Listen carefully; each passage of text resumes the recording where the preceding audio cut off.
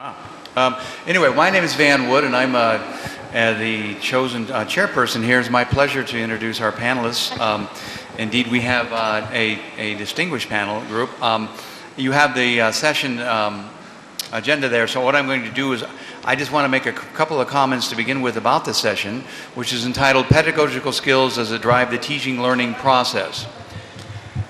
Pedagogy has to do with, pedagogy is the theory of teaching and learning. Okay? Pedagogy is the heart of what academics is all about. If academics is truly about the creation and dissemination of knowledge,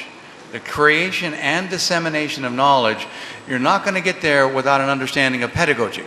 Okay? The theory of that helps us, guides us. It is truly the base of all education. So let me introduce our first speaker. Let's see, Miss Kanta. Yeah, okay. Ms. Kanta, let me turn the mic over to you. And her topic is New Paradigms of Learning and Teaching in the 21st Century. Thank you. So, you can stand, you can do whatever you like.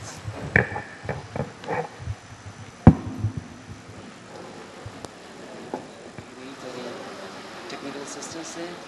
I mean, have you got any presentation there to share with us?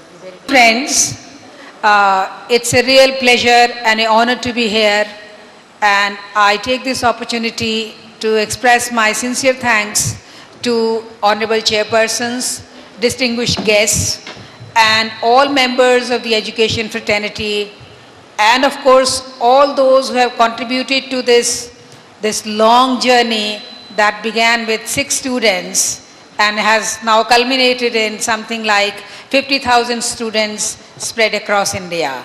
It's a real privilege to be here, and once you are here, you don't have to remind yourself that it's the valley of divine peace. There is divinity in every blade of grass, in the air that you breathe here. So thank you for having me here. I'm going to talk about the new paradigm of learning and teaching in the 21st century. I had a few slides, but I'll skip that because I know the time is short, and I'm happy to share my thoughts with you.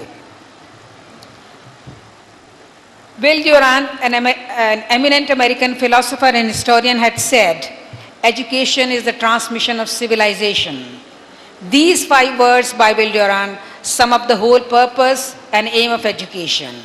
And you and I will relate to it instantly because we come from the land of Guru Shishya Parampara, where education was imparted, the pupils staying in the home of their gurus and doing just about everything. That is, in fact, learning by doing.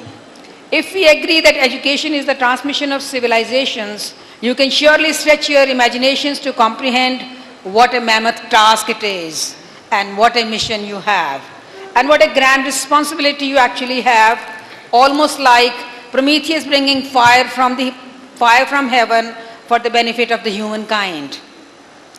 If you spend a few minutes thinking about the beautiful, idyllic, serene surroundings like the ones we have here today, in which the old ages imparted education, you would be naturally provoked to question what transpires in the school campuses of today.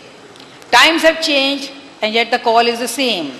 Teachers, educationists, students, and education professionals are increasingly talking about ensuring that education needs to be in sync with reality, with everyday life of the student.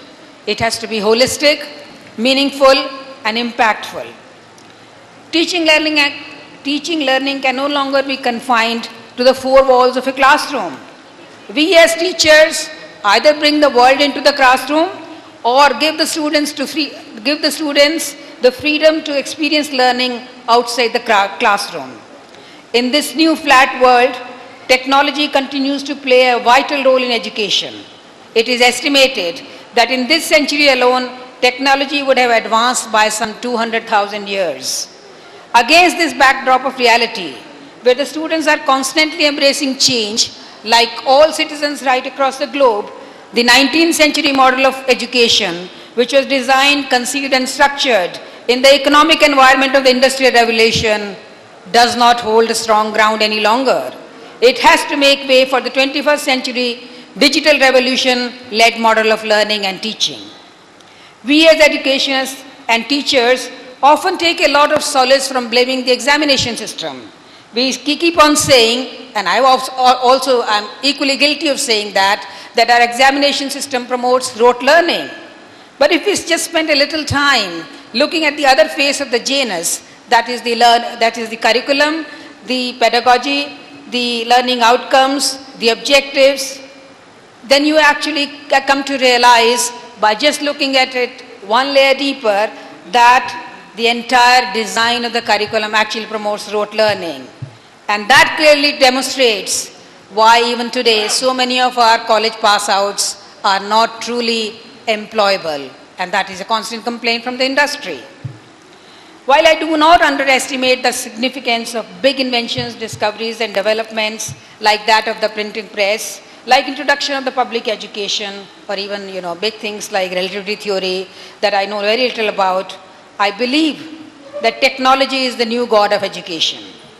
And this is one of the key planks of my presentation today. I think it is time to take a new look at the current scenario and adjust the distortions before it gets too late. But why? Primarily because our students spend a limited number of hours at school, and where we actually try and keep them away from technology, from social networking, even from extended peer interaction.